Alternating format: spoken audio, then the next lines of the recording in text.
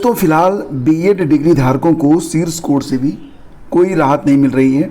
यहाँ पर शीर्ष कोर्ट यानी कि सुप्रीम कोर्ट के रुख को देखते हुए बिहार सरकार ने अपनी जो याचिका है उसको वापस ले लिया है। तो जैसा कि आप लोग जानते हैं, बिहार में शिक्षक भर्ती चल रही है। इसमें आवेदक के रूप में डीएलएड और बीएड दोनों को अलाउ किया गया था। कंडीशन ये थी कि भर्ती आगे सुप्रीम कोर्ट से जो भी आदेश आएगा उसके नियमानुसार आगे बढ़ेगी। फिर पूरी प्रक्रिया से आप लोग अवगत हैं। वर्तमान समय में बीएड प्राइमरी के लिए अयोग्य घोषित किया गया है सुप्रीम कोर्ट के द्वारा। एनसीटी ने भी नोटिस सभी राज्यों को भेज दी है, लेकिन क्योंकि छत्तीसगढ़ में एक मामला आया था जिसमें बीएड को प्राइमरी में नियुक्ति दी गई, कंडीशनली थी लेकिन नियुक्ति मिली, तो सेम कंडीशन बिहार में भी थी। बिहार राज्य सरकार ने भी बीएड के लिए स्पेशल अनुमति याचिका दायर की थी, जिसमें ये मांग की गई थी कि क्योंकि ये जो भर्ती प्रक्रिया है ये 11 अगस्त 2023 सुप्रीम कोर्ट के आदेश से पहले से चल रही है और इसमें बीएड के अभ्यर्थी भी शामिल हैं, तो बीएड वालों को प्राइमरी में नियुक्त करने का आदेश दिया जाए। सबसे पहले तो ये जो याचिका थी पटना हाई कोर्ट ने इसको जो है सुनने से इनकार कर दिया। मामला सुप्रीम कोर्ट में गया। सुप्रीम कोर्ट का रुख देखते हुए बिहार सरकार ने इस याचिका को वापस ले लिया है और सुप्रीम कोर्ट के द्वारा ये जो याचिका है वो रद्द कर दी गई है। लेकिन बिहार सरकार यहाँ पर कह रही है कि दोबारा से इस मैटर पर याचिका जो है वो दायर की जाएगी।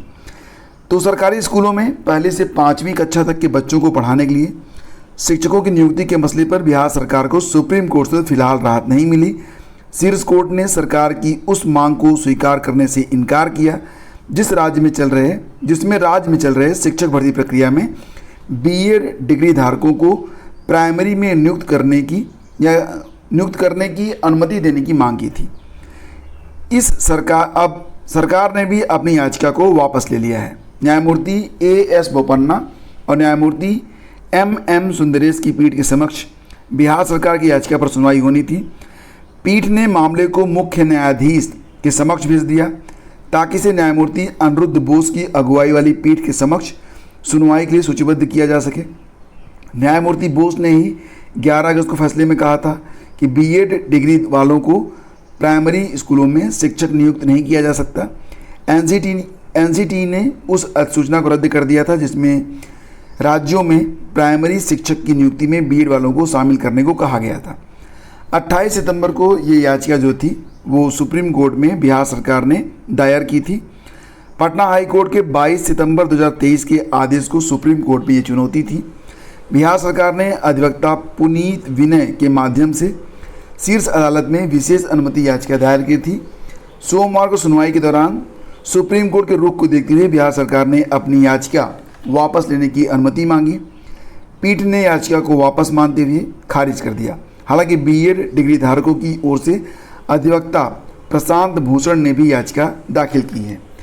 तो दोस्तों ये पूरा मैटर है। अभी फ़िलहाल थोड़ा वक्त लगेगा बिहार शिक्षक भर्ती के आगे बढ़ने में, क्योंकि अभी कल स्टेटमेंट ये भी आया है कि दोबारा से याचिका सुप्रीम कोर्ट में दायर की जाएगी कुछ संशोधन करके। देखते हैं आगे क्या होता है। जो भी अपडेट रहेगी आपको मिलती रहेगी। फिलहाल आपको ये बता दें कि यूपीएससी के द्वारा एग्ज़ाम कैलेंडर जारी कर दिया गया है जिसको आप लोग कहते हैं ना आईएएस। तो यूपीएससी की जो प्रारंभिक परीक्षा है वो 26 मई को यहाँ पर होगी। ठीक है, तो 26 मई को ये परीक्षा यहाँ पर होने वाली है। एग्ज़ाम कैलेंडर मैं आपको दिखा देता हूँ। ये एग्ज़ाम कैलेंडर है और इसमें एनडीए और एनए की जो परीक्षा है वो 20 मतलब इसके लिए जो फॉर्म आएंगे वो 20 दिसंबर को आ जाएंगे। परीक्षा 21 अप्रैल को होगी। सिविल सर्विसेज प्री परीक्षा ये 26 मई को होगी। मुख्य परीक्षा कब होगी? तो मुख्य परीक्षा जो है ये आप देख रहे हैं यहाँ पर कि 20 सितंबर से स्टार्ट होगी, जो कि 5 दिनों में पूरी होगी। तो दोस्तों ये और यहाँ पर कुछ दिन रिजर्व भी रखे गए हैं, जैसा कि आप यहाँ पर देख रहे हैं कि जैसे कि 19 अक्टूबर का दिन रिजर्व है। इसके अलावा 10 अगस्त का दिन रिजर्व है, 6 जुलाई का दिन। ठीक है, तो इस प्रकार से कुछ डेज यहाँ पर रिजर्व हैं, कई सारे डेज हैं। ये कैलेंडर आपको कहाँ पर मिलेगा? तो टेलीग्राम चैनल पर मिल जाएगा, जाकर चेक कर लीजिएगा। फिलहाल ये मान चलिए कि अगर आपको यूपीएससी देना है तो 26 मई इसके लिए आपके लिए डूम्स डे है, फाइनल जजमेंट का डे। तैयारी में लग जाइए। समय पर ईडब्ल्यूएस प्रमाण पत्र जमा न करने पर आरक्षण का लाभ नहीं, सुप्रीम कोर्ट ने आज खारिज की सिविल सेवा के अभ्यर्थियों की याचिका। तो दोस्तों ये जो यहाँ पर डिसीजन आया है इसका बड़ा ही व्यापक रूप से इसको आपको समझने की ज़रूरत है। यानी कि जब भी आप आवेदन करें, आवेदन करने से पहले का आपके पास सर्टिफिकेट होना चाहिए और आवेदन करते समय जो कुछ भी आपको सर्टिफिकेट वेटेज के लिए जो कुछ भी लगाना है सब लगा दीजिए। बाद में कोर्ट के द्वारा भी आपको राहत नहीं मिलेगी। कुछ ऐसा ही मामला यहाँ पर देखने को मिला है। यूपीएससी परीक्षा 2022 के संदर्भ में कुछ अभ्यर्थी ऐसे थे जिन्होंने ईडब्ल्यूएस का जो सर्टिफिकेट था वो नहीं लगाया था या उनका फॉर्मेट सही नहीं था और बाद में उन्होंने याचिका दायर की कि ईडब्ल्यूएस के आधार पर उनको आरक्षण का लाभ मिलना चाहिए क्योंकि उनके पास ईडब्ल्यूएस का सर्टिफिकेट है।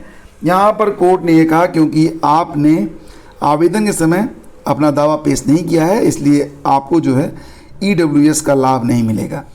तो जिस भी कोटे से आप आरक्षण का लाभ लेना चाहते हैं, ईडब्ल्यूएस हो या SC ST OBC जो भी कुछ भी है, तो उसमें ध्यान रखिए कि जब आप आवेदन कर रहे हो तो आवेदन के समय ही आपको उल्लेख करना जरूरी है, अन्यथा की स्थिति में सुप्रीम कोर्ट तक से राहत यहाँ पर नहीं मिल रही है। सुप्रीम कोर्ट ने क्या कहा? सुप्रीम कोर्ट ने कहा कि ईडब्ल्यूएस कोटे के तहत आरक्षण का दावा करने के लिए प्रमाण पत्र तय समय तक जमा करना जरूरी है। ऐसा नहीं करने पर सरकार को आरक्षण का दावा खारिज करने का अधिकार है। तो ये बातें आपको बिल्कुल याद रहनी चाहिए हमेशा के लिए। अभी देखिए RO के लिए आवेदन शुरू हो चुके हैं, तो उसमें भी अगर आप आरक्षित वर्ग से आते हैं, आपको उम्र सीमा में छूट लेनी है, तो सबसे पहले तो आप अपना जो सर्टिफिकेट है उसको बनवा लीजिए। नोटिफिकेशन में सर्टिफिकेट का प्रोफार्मा है, उसी के आधार पर अपना सर्टिफिकेट आप तैयार करवाएं और अप्लाई करने से पहले सर्टिफिकेट आपके हाथ में हो तो बेहतर है। OTR मस्ट है। सबसे पहले आप अपना OTR कंप्लीट करें और उसके पहले आपके पास सर्टिफिकेट होना चाहिए। सर्टिफिकेट बनाने के बाद ही आप जो है आवेदन करें तो बेहतर रहेगा। और यहाँ पर इस बार सबसे अच्छी बात है कि 322 पद केवल RO के हैं, जिसमें एलिजिबिलिटी सिर्फ स्नातक है और बाकी जो पद हैं वो ARO के हैं। ARO के लिए बहुत सारे लोग पूछ रहे हैं कि एलिजिबिलिटी क्या होती है, तो मैंने आप लोगों से बताया था कि ARO बनने के लिए आपका ग्रेजुएशन होना चाहिए प्लस O लेवल होना चाहिए प्लस हिंदी की टाइपिंग आनी चाहिए। हिंदी की जो टाइपिंग होती है फ्रेंड्स, ये किस पर होती है?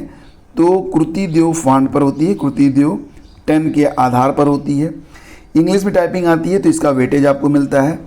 O लेवल के समकक्ष कौन कौन से सर्टिफिकेट कोर्स हैं, इस पर एक वीडियो मैंने कल अपलोड किया था जिसमें आप देख रहे होंगे कि BCA हो गया, MCA हो गया और भी बहुत सारे सर्टिफिकेट हैं, ठीक है, जो कि O लेवल के समकक्ष हैं। तो वीडियो जाके चेक कर लीजिए, आपको पता चल जाएगा कि O लेवल के समकक्ष किन किन सर्टिफिकेट कोर्स को माना गया है। लिंक वीडियो के डिस्क्रिप्शन और पहले कमेंट बॉक्स में आपको मिल जाएगा। शिक्षकों की मांगों पर 16 को वार्ता होनी है।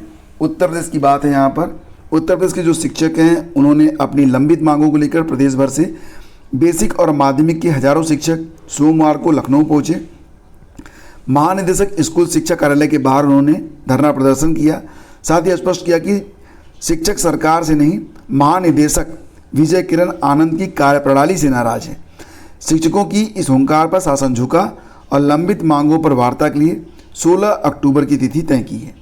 मांगों में मुख्य रूप से पुरानी पेंशन की बहाली है, उपार्जित अवकाश हैं, माह के दूसरे शनिवार को अवकाश, प्रतिकर अवकाश, कैशलेस चिकित्सा, हर विद्यालय में प्रधानाध्यापक की पदोन्नति और तैनाती, शिक्षकों को प्रोन्नत वेतमान, 10 लाख का सामूहिक बीमा, जिले के अंदर और बाहर पारस्परिक स्थानांतरण, मतलब तमाम चीज़ें जिस पर 16 तारीख को वार्ता होगी सरकार के साथ शिक्षकों की।